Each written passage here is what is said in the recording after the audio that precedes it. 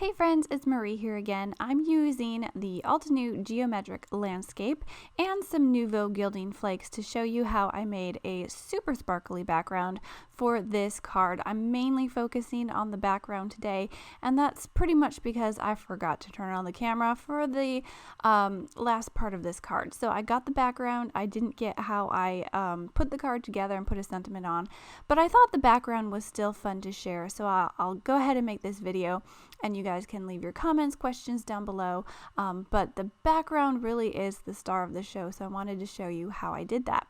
I put that background stamp into my MISTI, and I'm stamping it out with some Versamark ink, and then I'm embossing it with some gold embossing powder from Brutus Monroe, and I love this stamp set. I've been looking for a background in this design for a while, and I love all the designs that I've seen with it, so I was really excited to use this. I knew I had to go ahead and emboss it in gold embossing powder and do this kind of technique on this background.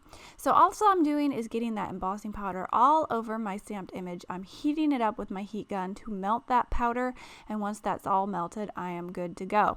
Now I should have done this on watercolor paper because I am using a few different mediums that would have been better on watercolor paper, but this is just normal paper and it still works. But if you want to do a little bit more watercoloring than I did, you might want to use watercolor paper. So I'm using this Nuvo glue pen, and this just puts down some glue. You can color in images and areas like I'm doing. This works great with these gilding flakes because you can apply the glue right where you want it and then put the gilding flakes on top. So that's what I'm going to do here. I'm just filling in a few of these areas with the glue pen.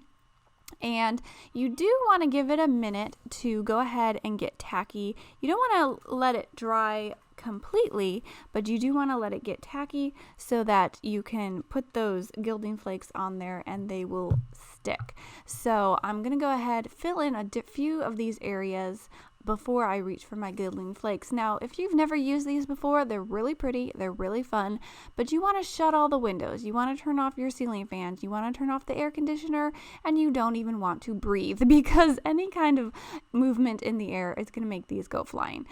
So that's just a fair warning for you. But once that glue was a little bit tacky on my background, I'm just going to go ahead and load up gilding flakes on top of that glue. You're going to go ahead and press it into the glue and kind of smush it down and kind of burnish it, and I just use my finger for that. Now, if your glue isn't completely tacky, if it's still kind of liquidy, you might end up smearing around that glue and the gilding flakes aren't going to stick completely.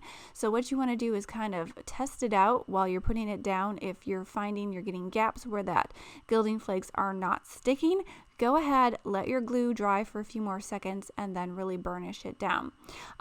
Sometimes if I'm using liquid glue, I'll just kind of gently set my gilding flakes on top so that it will stick to the glue, and then once it's dried a little bit more completely, I'll really go in with my fingers and just burnish it down.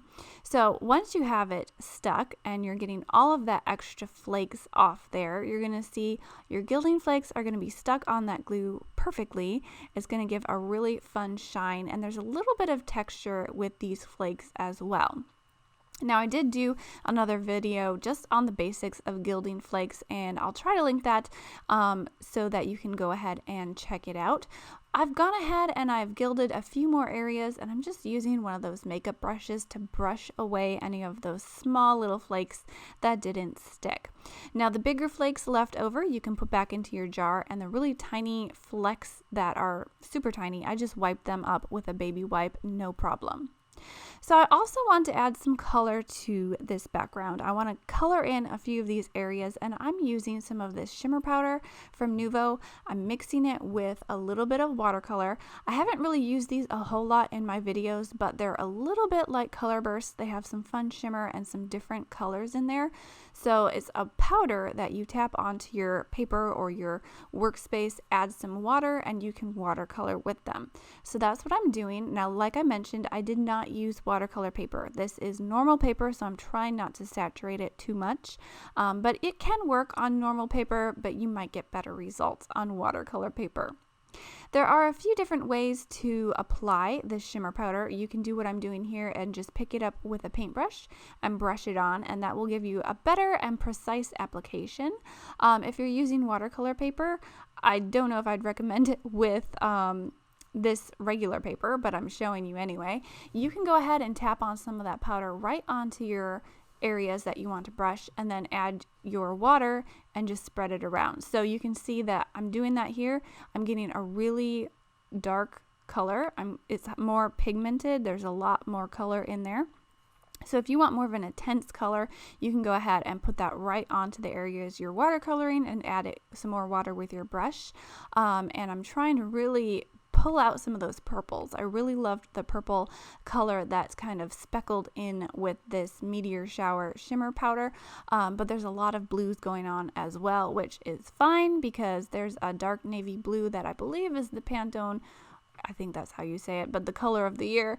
So I just really love the navy and the gold together anyway. I think it looks fantastic.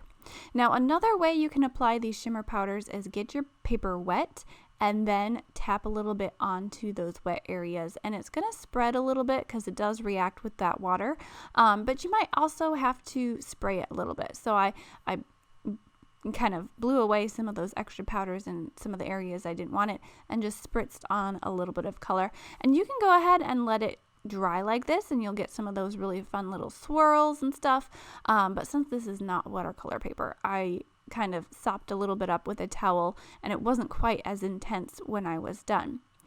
Now, the last way I'm applying this is you add clean water to your paper and then you tap a little bit on and it kind of spreads. It's really fun if you can go ahead and just spritz a lot of water on here and just let it spread all by itself. But since I'm using this background and I want to color in these areas, it's kind of necessary to use the paintbrush to get it all spread out.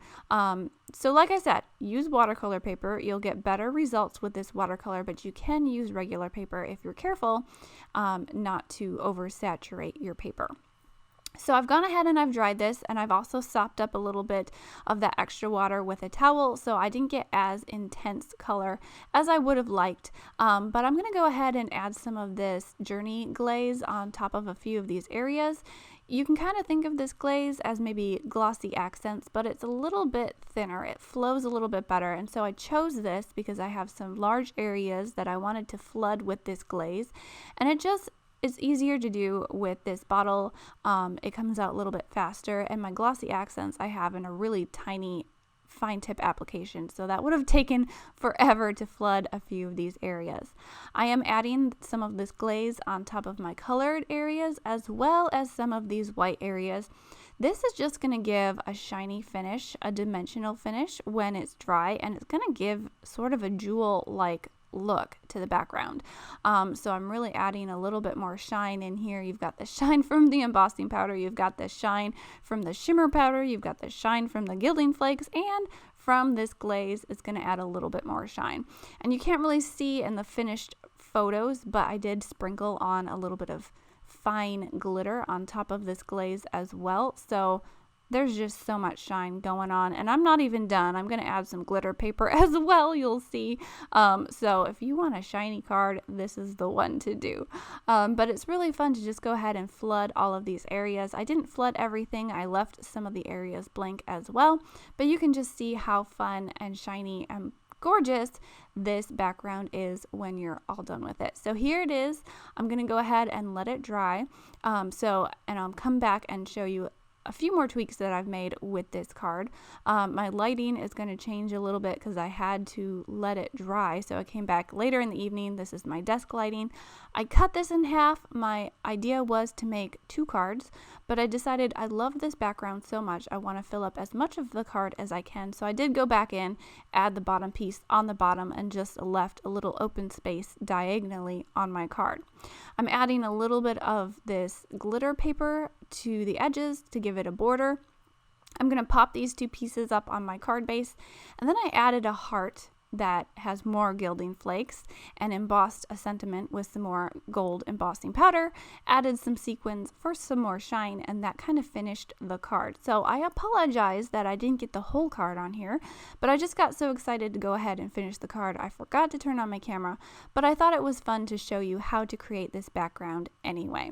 So I'll have some photos at the end of this video. I'll also have more photos over at my blog. I'll have links, so if you haven't already, make sure you subscribe, comment, like, share, just do all the things. And I thank you for stopping by to watch this video today. I hope I've given you some inspiration, some ideas on how to add shine to your cards. So thank you so much for coming by, guys. I hope I'll catch you next time. Have a great day. Bye.